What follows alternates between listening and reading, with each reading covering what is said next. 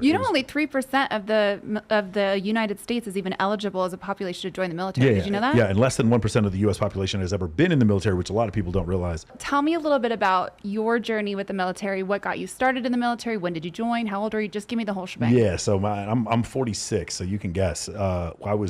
9/11 happened. I was 24 years old. I was working in a gentleman's club as a DJ. They paid me a lot of money in cash. I may or may not have been paying taxes. And I met this guy named Tony Q. And Tony Q had been working in a strip club for 26 years and had put 2 of his daughters through college. And I looked at that motherfucker and I said, that's not what I want to do with the rest of my life. I have got to get out of this job. I will do whatever. Anyway, 9/11 happens while I'm working at the gentleman's club.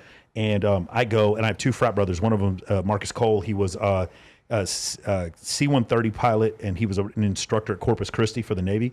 And then the other one was an EA-6B navigator named Antonio Edwards. He passed away from sarcoidosis a couple years ago during COVID. And they had joined. They were in my fraternity. They joined before me. So I was like, okay, I'm going to join. Initially, I was going to be the Marine Corps officer.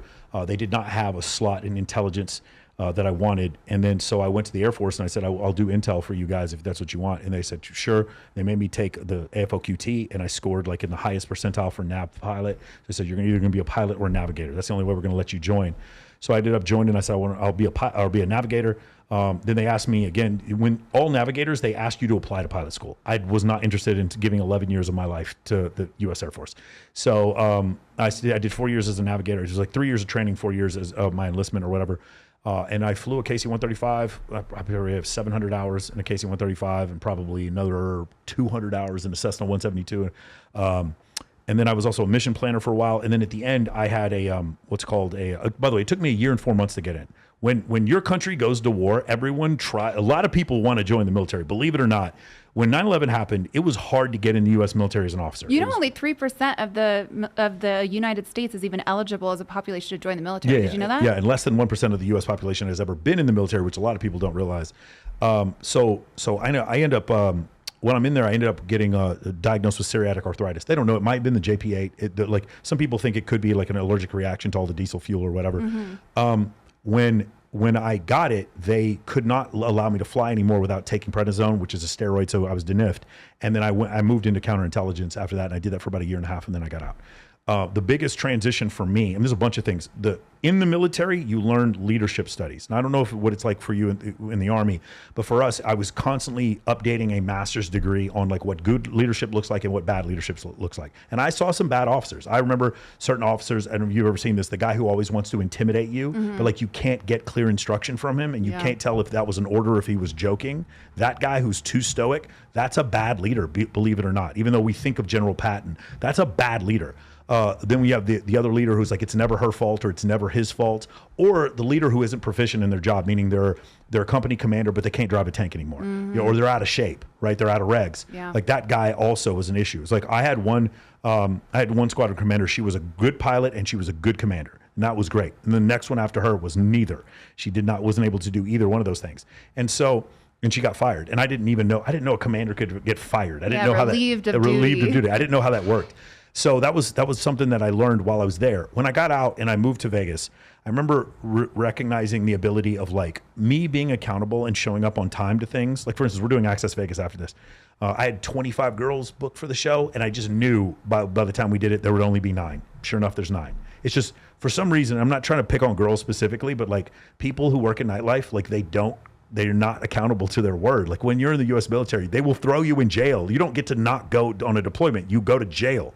Like it's like that. So the lack of accountability is something when you get out, that's probably the number one thing I had to get used to, is that people could be wealthy enough, famous enough, or good looking enough to just like say something and then not keep their word, and then nothing would happen to them. And I wasn't used to that. And so it's really funny because you're talking about the brotherhood you leave. I created that brotherhood again with Men of Action, my mentoring course, my performance coaching course.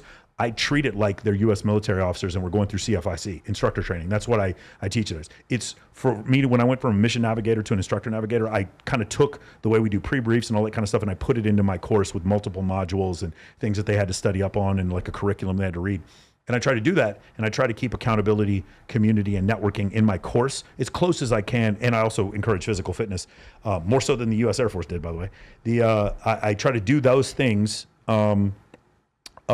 in my course to replicate the good parts of being in the military. Now, there's also the people who are in the military, not a lot of entrepreneurial mindset. The U.S. military does not promote entrepreneurial creative mindset. It just doesn't. It promotes following directions and reading checklists, which is fine. I mean, there's a lot. It's discipline, mission, morale, and discipline. That's what it promotes.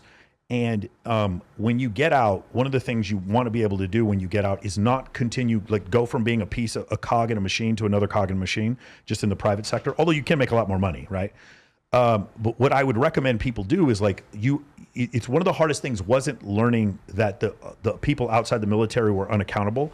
It was learning how to work with the people who were unaccountable, because I still want to make money. I still want to run a business. I still want to be an entrepreneur.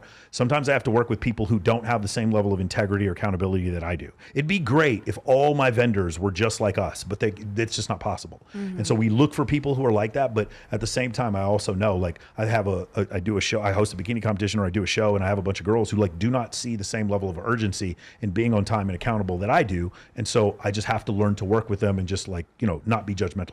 The term I use is discerning without being judgmental. So that's the thing I've learned after getting out of the military is I'm still discerning. There's certain people I don't want to work with, but I'm not judgmental towards them like I was, sometimes, people are sometimes in the U.S. military.